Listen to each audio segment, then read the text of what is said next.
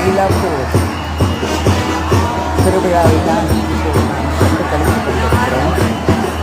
இந்த மயிலாப்பூரிலே கபாலீஸ்வரர் எழுந்தருளி இங்கே இருக்கக்கூடிய பக்தர்களுக்கெல்லாம் அருள் பாலித்துக் கொண்டிருக்கும் காட்சிதான் இது.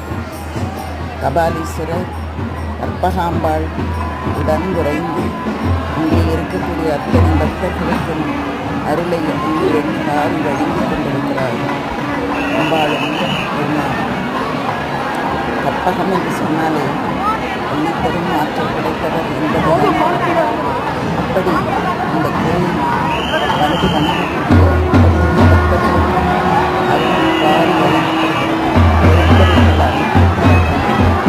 எலும்பாக உருவாக மாறுவது போல அப்படிப்பட்ட துன்பத்தில் வந்தாலும் தன் பேருடைய துன்பமும் இது போக்கப்படும் என்பது